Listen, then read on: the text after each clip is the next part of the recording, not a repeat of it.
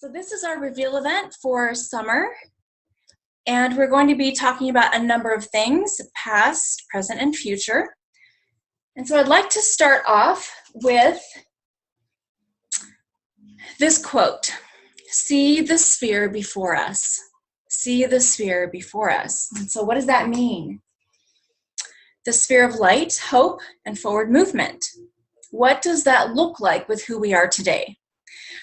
Okay, so moving ahead as us, people who are gracing open doorways and tackling some of the dismantling of our former traditions and beliefs, our progress daily here now, what does that look like?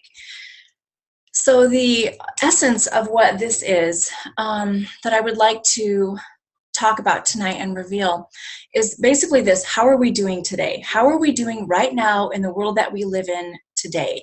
And what does that look like? I would like to clear away some of the misunderstandings and discouragement and some of the hopelessness and some of the misinterpretation about how we're doing as a humanity today and where we are and what this looks like.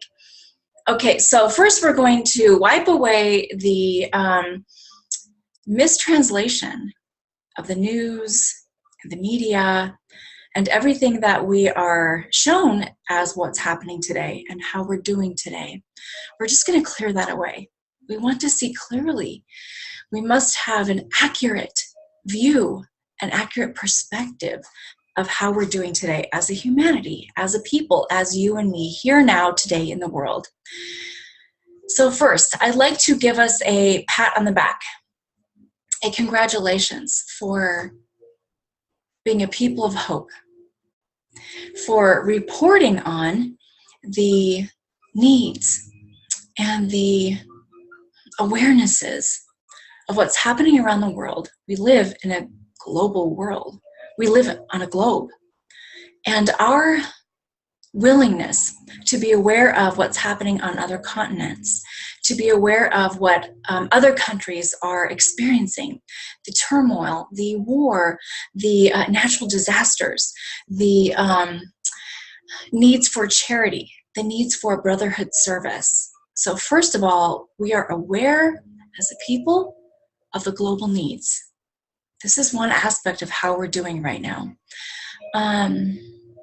Also, we are clued in and keyed in to the particularly dramatic needs around the world, the tragedies, the debilitating conflicts around the world. We are clued into the suffering and the tremendous needs of every nation around the world. So we are tapping into this as a people. Even on a daily basis, think about not just the dialogues of the headlines or what's happening in everyone's circles, but the awareness and understanding of where we are on a progressive level, every country around the world, what's happening in Asia, what's happening in Africa, what's happening in America, North and South, what's happening in the northern regions, what's happening around the islands of the world. We are clued in and tapping into brotherhood. That's what this is.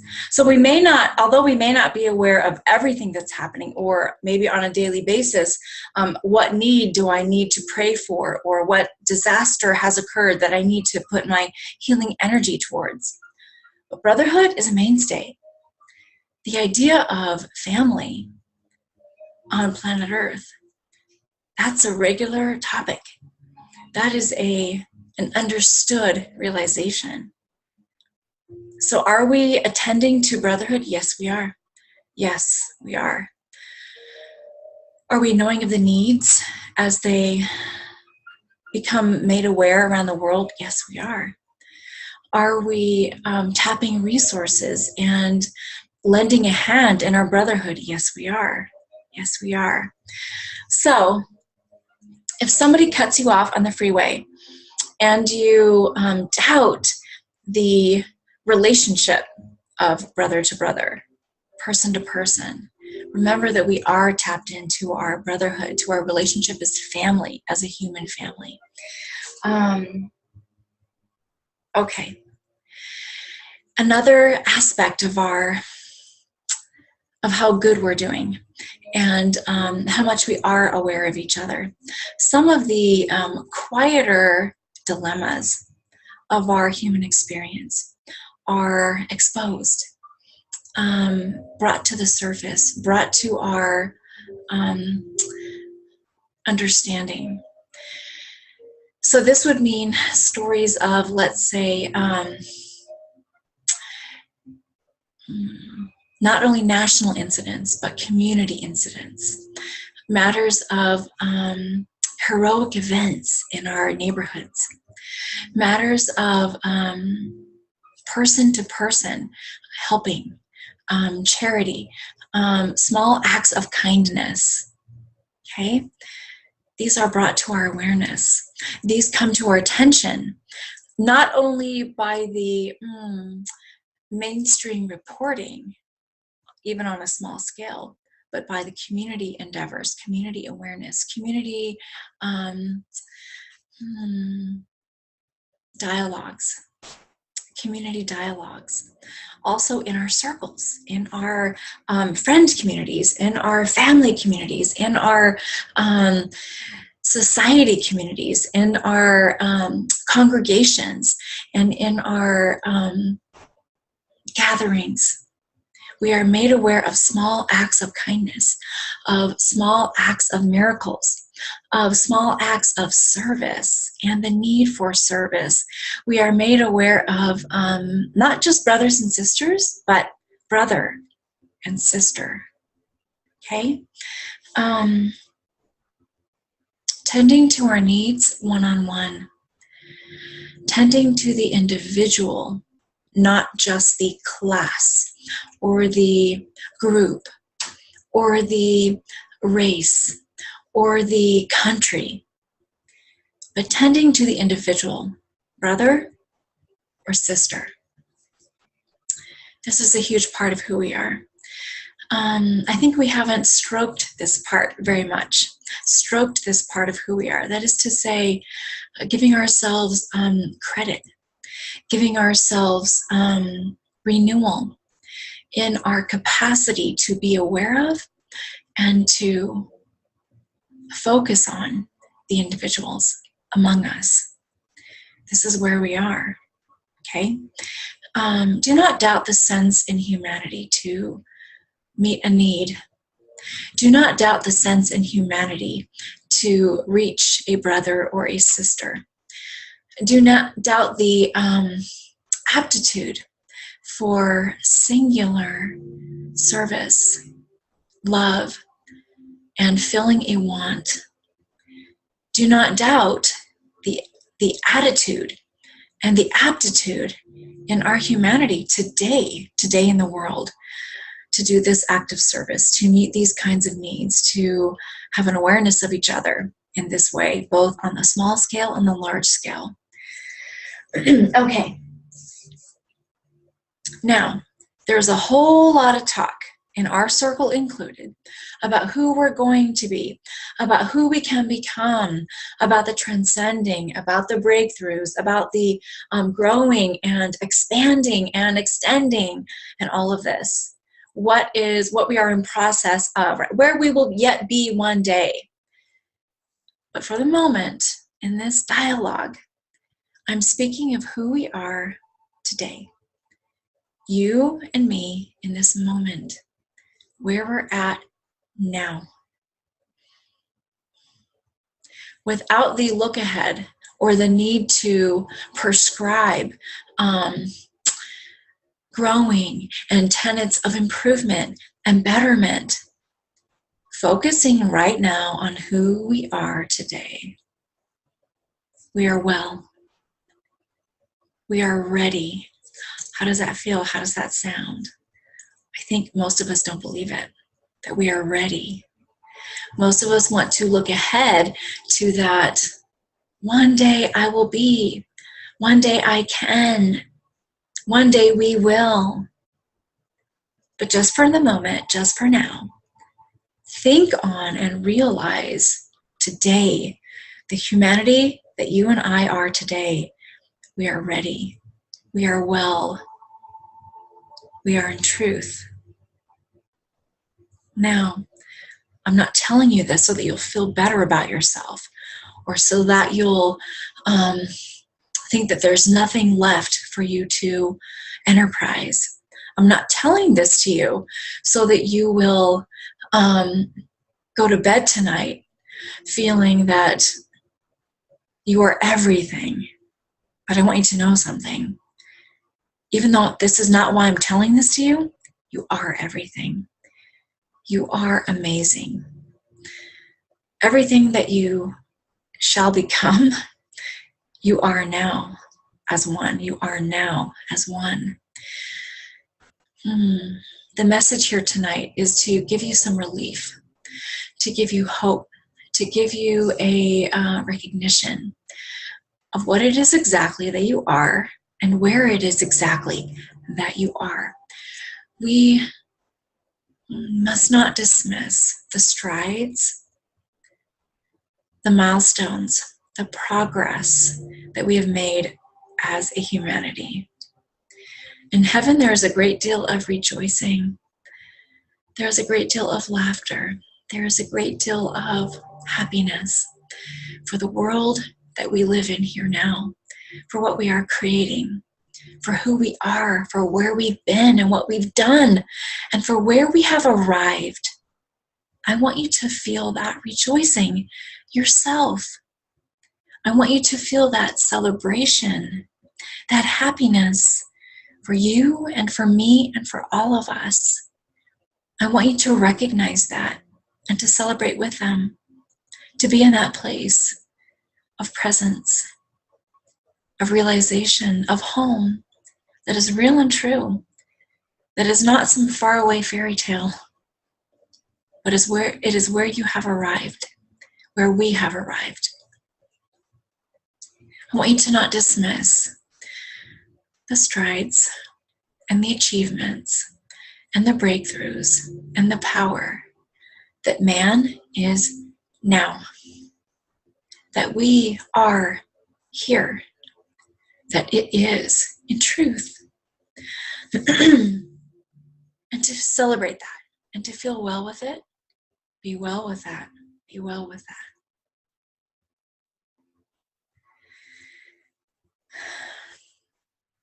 What it is for a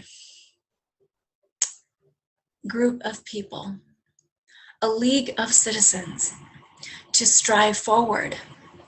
What is it for them if they cannot notice and recognize and revelate the strides and the progress they have already attained to?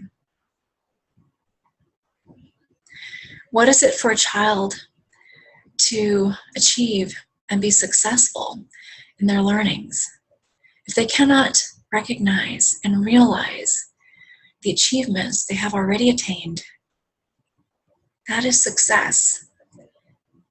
That is the necessary part of success that must be in place for moving forward.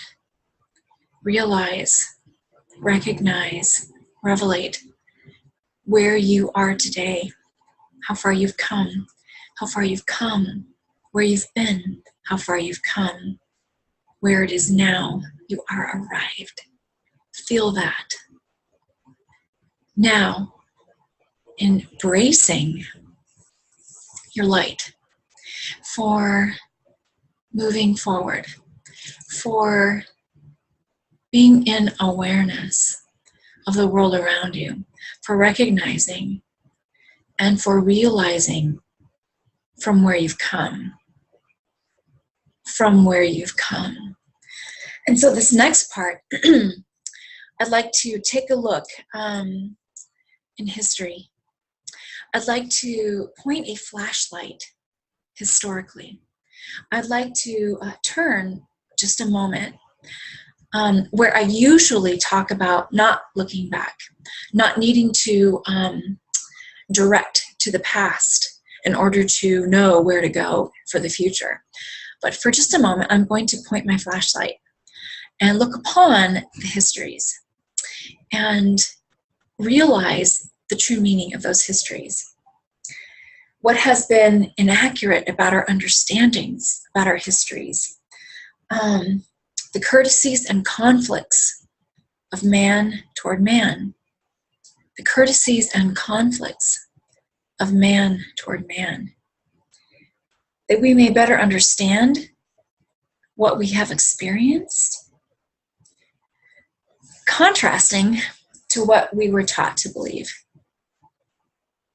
what we have experienced. So first, I'd like to point a flashlight on a certain migration. This was a migration that happened in the continent of Africa a few hundred years ago, and which brought a large sum of people to North America. This migration, as I'm speaking it to be, was not of the will of the people, but was enterprised without their approval and against their will. And it brought a great many sorrow and people who lacked freedom to this continent, and spread them around the continent and made them to be in their new home without their enterprise, without their hope, and against their tradition and against their humanity.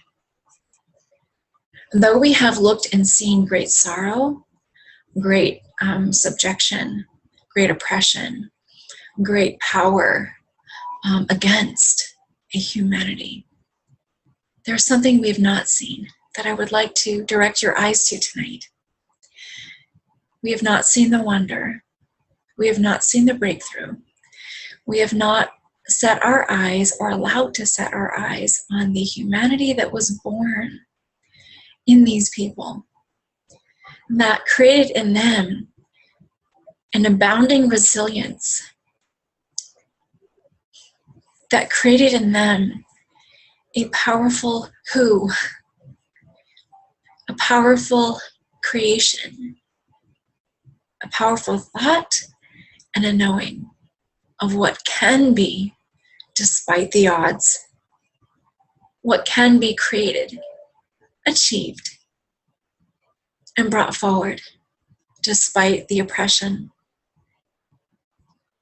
despite the control, despite the lack of freedom, where everything had turned against them and opposed them and enslaved them. Yet they rose up, yet they became, yet they sang, yet they courted, yet they believed, yet they exercised their faith, yet they walked and served and realized and did break free, yet they soared and reached heights and broke paradigms, yet they created the who in them, right and true, lovely, full of grace and divine power.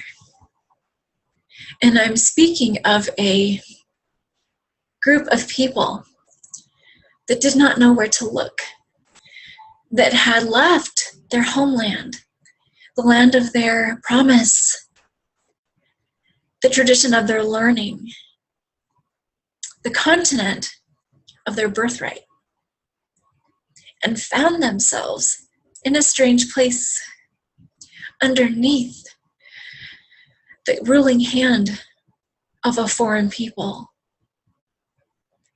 and at the spiteful breath of an untrue spoken ideology. And yet they rose beyond. This is the history you may not have had the privilege of learning about in school or hearing about in the histories. But I would bring it forth to you now. And please beg you to awaken your understandings that there was not alone a tragedy, but it was accompanied by a miracle, a transcending, a heroic breakthrough, and a nuance fit for the eternities of what is possible for a man and a woman to achieve against all odds. And I would have you believe this because it happened, and it happens still today. Underneath opposition and crime and disempowerment, there is daily breakthrough of groups of people around the world in every land who are learning to rise above, move beyond, and to attain and achieve. This was not born in the midst of privilege, ease, fiction, but it was born in sorrow, in strength, in opposition, and married to creative ingenuity, faithful promise, and divine eyes. And so it is that the people who walk among us in our communities have a great lineage. And that lineage is far surpassing anything that we may learn of them or teach of them in the histories. And I would invite you to link your arms, to link your elbows with your brothers and your sisters who are creative, who are engineering, who are full of faith, and who walk in promise, and who have achieved, and who are heroes. And I would have you walk among them with that belief, not one of sorrow or regret or sadness, but one of honor and truth and paramount realization that we can achieve heroism, that we can rise above. Make that your history, your true understanding, and send it forth. The next visual of history that I would like to shine a flashlight on and bring to bear in its rightfulness is a people in a large continent, far from North America, whose numbers are massive and whose heritage is rich in spiritual traditions. A people and a continent who rise with ringing and whose vibration is intonation, who have made prayer a dialect for millennia. And I'm speaking of the Asian continent. We have learned of many histories on the Asian continent. We have learned of diverse stories of warriors, of conquerings, of poverty, of war, of oppression, of rule. We have learned colorful histories. We have sent our eyes to scan the continent, and we have supposed there are an oppressed people who do not know the freedoms or the intonations of creativity, of truth, of free speech, of wonder, of character, of compassion.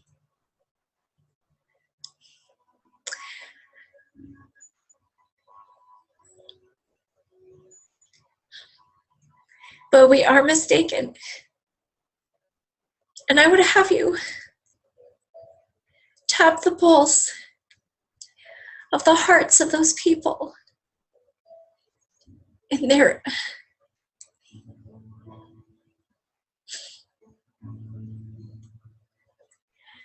their faithful traditions,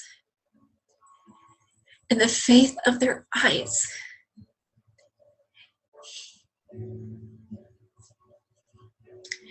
in the majesty of their hearts and their lives. There has indeed been oppression. There has in truth been war. There is among them poverty, but there is not loss. There is greatness. And the greatness of which I speak makes its way through the poverty and rises up out of war and does grace and span across the continents and feels and realizes and believes and knows of truth and feels brotherhood and senses compassion and seeks and longs in wonder. Their eyes, though we see them as being small, do behold large, infinite wonders. It is a paradox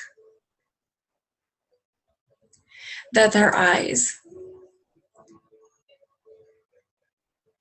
are seen as small. And we may think the view is small, but the opposite is true, more so than the eyes of many other cultures.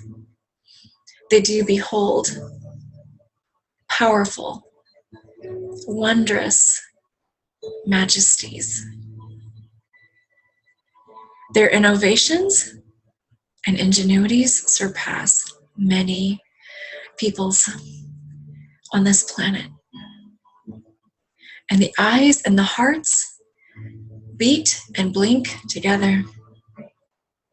They are linked emphatically.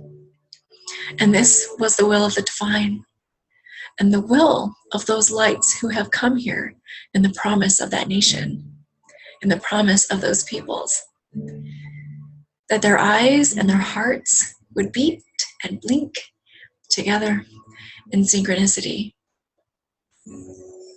And is it any question or mystery that the beauty and the innovations and the artfulness that has been created by that amazing people, how it has come forth?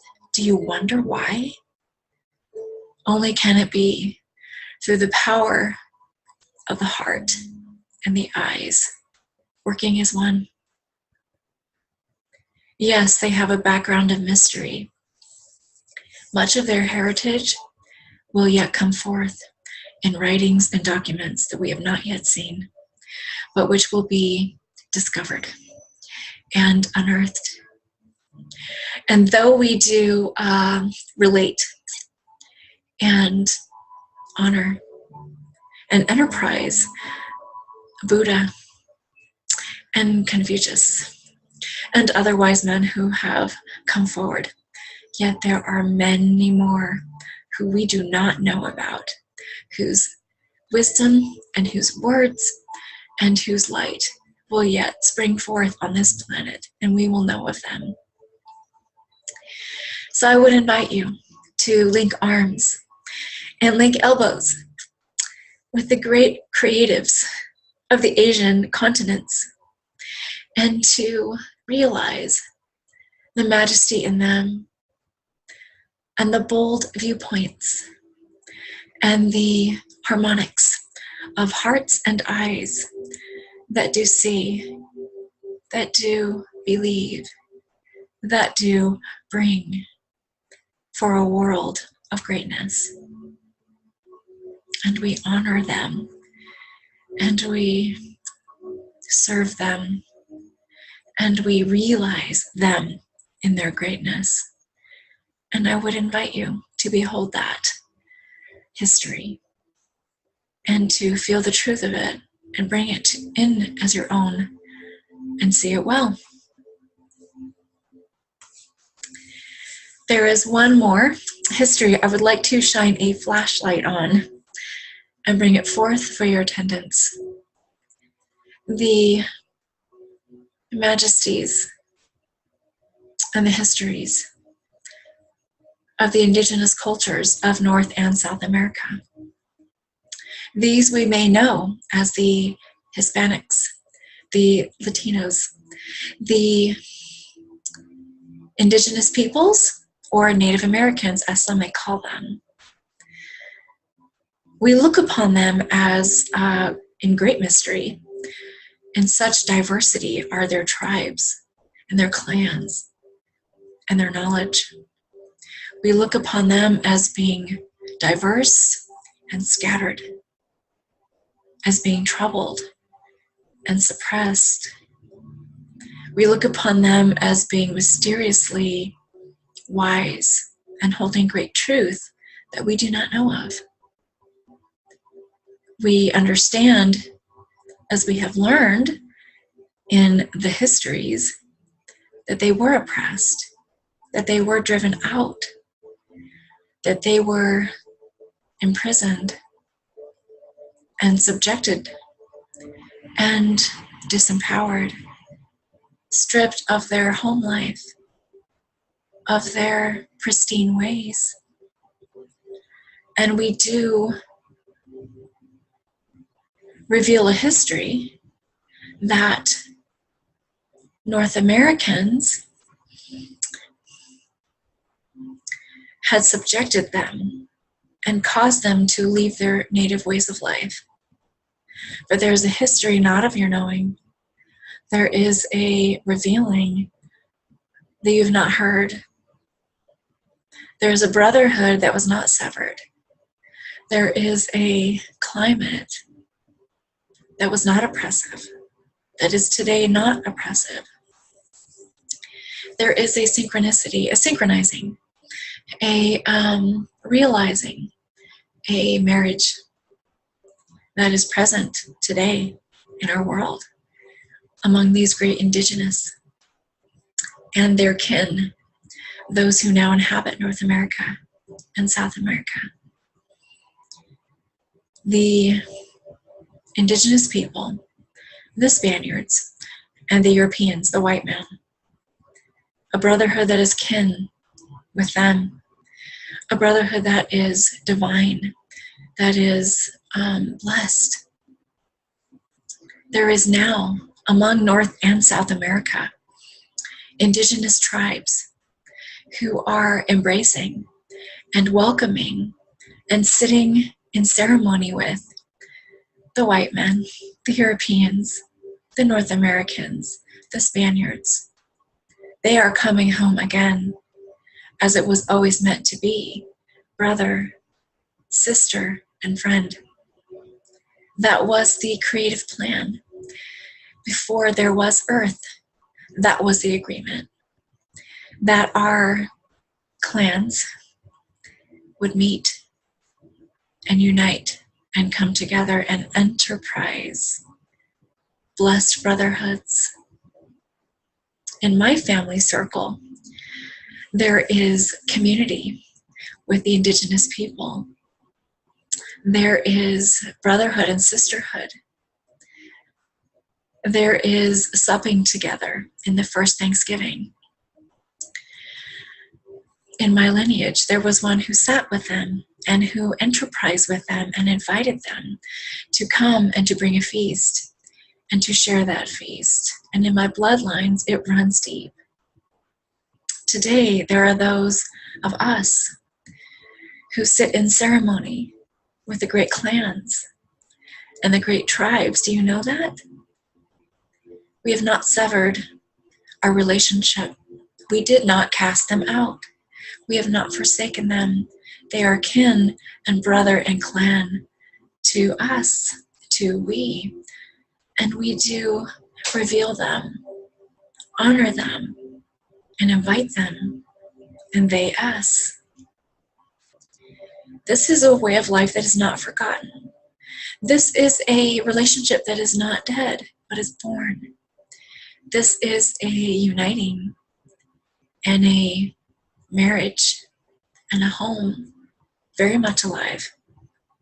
This is a history and a truth that you will not learn about in school and you will not hear in the reportings, but which is realized in quiet places, in private realms, in homes not on any map.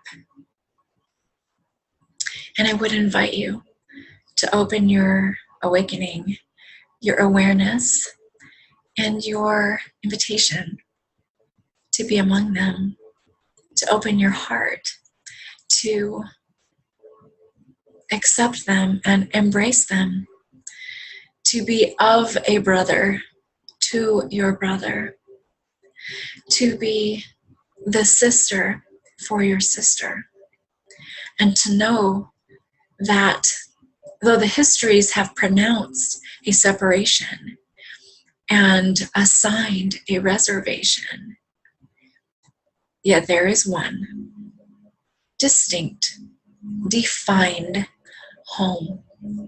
And we do enterprise that. And you can come along and enjoy and invite as you may. And that you can seek from me soon in time. These histories, as they are played upon us by those who teach us and those who proclaim the histories, are not entirely accurate. And there is so much more that the light would have you know and realize and come in tune with. And part of the way will be my job to do that and my privilege and my opportunity to share those with you and to bring them forward as we will and to invite you to understand them and see them for what they are and know that they are among you. Now, the final aspect of my presentation tonight is an era of breakthroughs and an exercising of our keys. So this part of the cap of the evening is the realization that is celebration, and also the intonations. So I will be talking about sacred elements of our humanity that we're just coming into. We are just being born into and coming aware of. These are sacred rights. These are privileges. These are divinely appointed positions that we are coming to understand and to take part in and to realize about ourselves and to begin exercising. There's a magnificent birth and at the same time breakthroughs of great sorrow. Okay? And these two realizations or experiences come like this. The great birthings, the magnificence, the realizations, the understandings, the truth, the light, the power, the understanding that's coming. And right here, the breakthroughs of sorrow. And see, they're just like this. They're capping just like this. Juxtaposed venues of progress. Juxtaposed venues of progress. These are divine, meant to be this way, meant to be the peace and the sorrow, the power and the powerlessness, the breakthrough and the oppression. Just like this exactly. And what would it be if there was never any breakthrough? Because there never was anything to be transcended. And what would it be if there was never any strength or empowerment? Because there were never anything to overcome or to rise above or climb out of. And so the juxtaposed venues of progress are perfectly in alignment, created harmonically and with exactness to coexist spontaneously. We lean on them. We lean on these. They strengthen our hearts and they revive our souls. What breakthrough in our evolution, in our ascension, in our transcension has ever been without challenge or hardship? Never has there been. Many of you, where you're sitting right now, in the country that you're in, was birthed from that exact same challenge and hardship. In fact, impossibility. No precedent had ever been set, ever. That is your birthright. That is your bloodline. So, era of breakthroughs. Sometimes it feels like this. Which one is holding ground? The sorrow or the power and transcension? Sometimes it feels very slippery. I know this. Understand, this is the harmonics of today, just like this. Sometimes it feels like this. And we're not breaking through, and we feel like we're failing, and we're not making it to the top. We're not making it to the top. And sometimes it feels like this. We have nothing left to give, and we can stand no more, and it is too much to bear.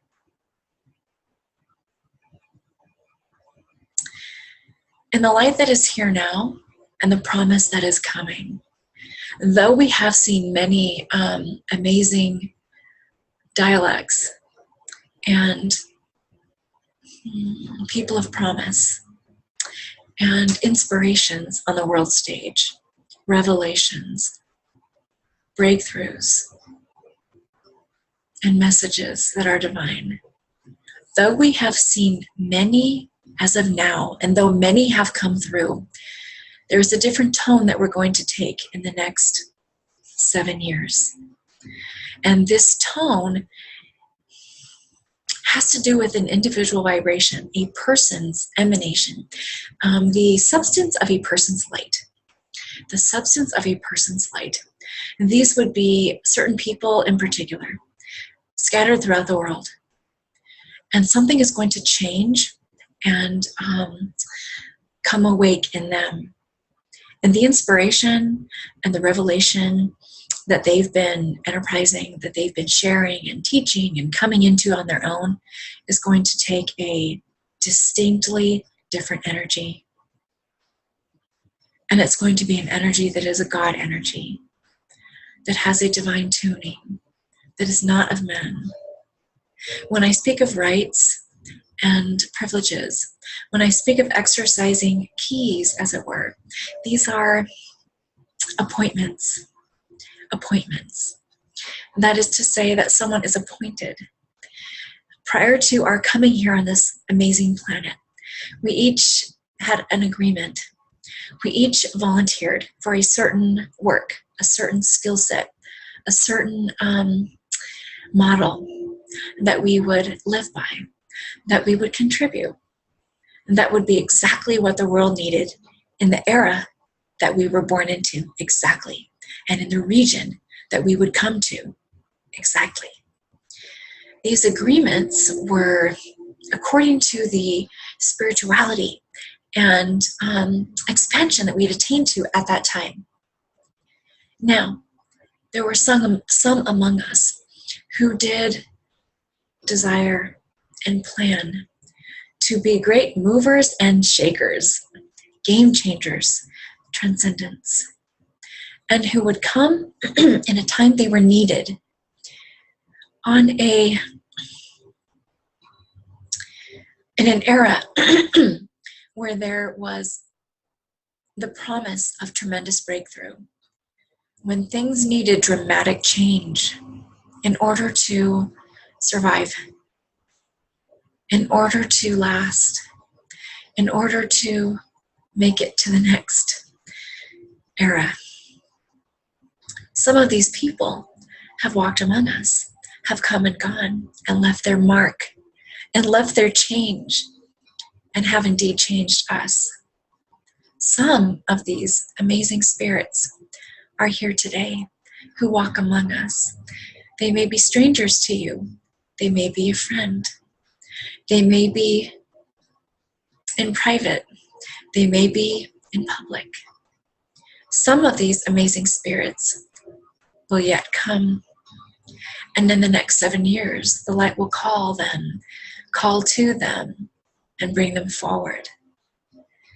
Their emanation, their spirit's light, the sound that comes from them is going to change dramatically. And they are going to be realized of themselves and realized of others. And those who walk among us now with this vibration do find themselves drawing a great many people.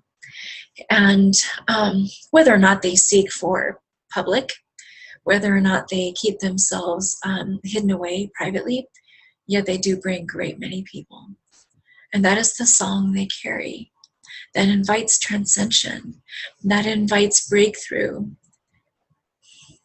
That in the world of sorrow, in the world of challenge and hardship, they are a shining beacon. They are the sound of light.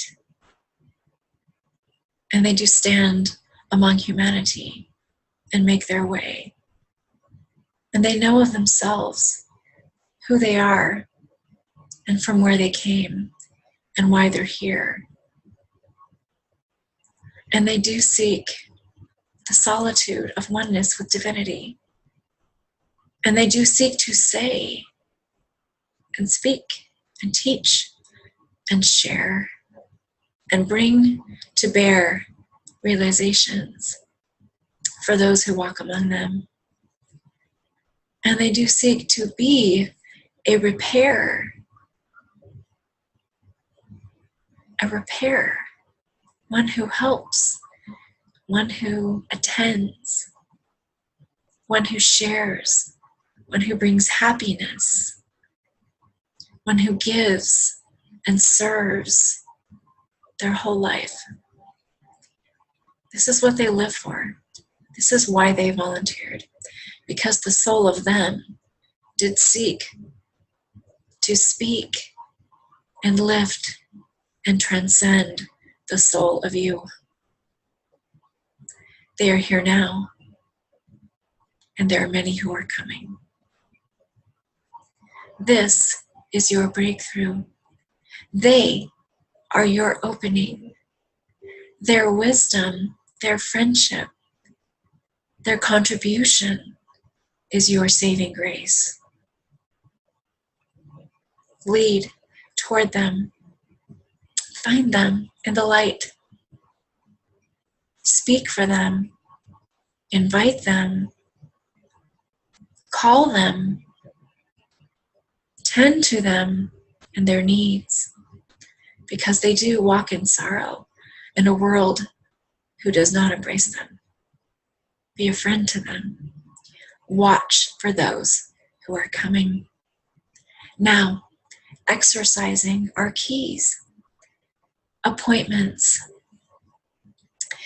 There are those of you within the reach of my voice who are watching right now, who do not know the call in you, who haven't yet realized your appointment, your timing, your place. Tonight, we'll bring the sorrow and the song of your renewal. That is to say, you will leave behind the sorrow you have known. You will invite and entrust the power and the word and the message you are here to bring.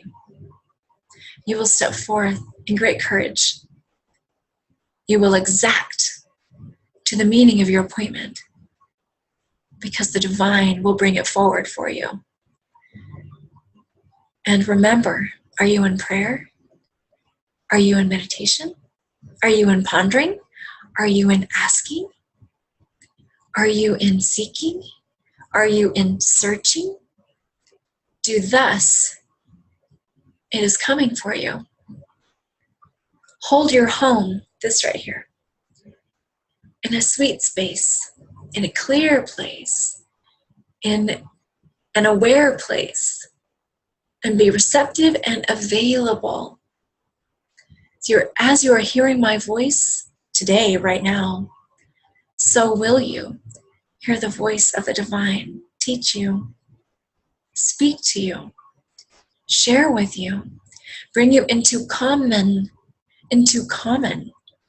with those of the light, in the light realm. And you will seek mystery no more, because it will be made plain to you. And you will feel sorrow no more, because you have transcended it. And you will see fear not in you anymore, because you have risen above, and because it is your birthright to walk among us, to teach us, and to share, and to contribute that which will repair. Be that here now. Be that light. And so the reveal of inspiration for tonight's event is, in fact, the inspiration of you. And I am revealing you in the promise that you have an appointment, that you have a privilege, and you know how to exercise your keys. It is in you already to know that. I am just bringing forward the reminder. That is my reveal. And so go in grace and feel the wonder and the pleasure of growing.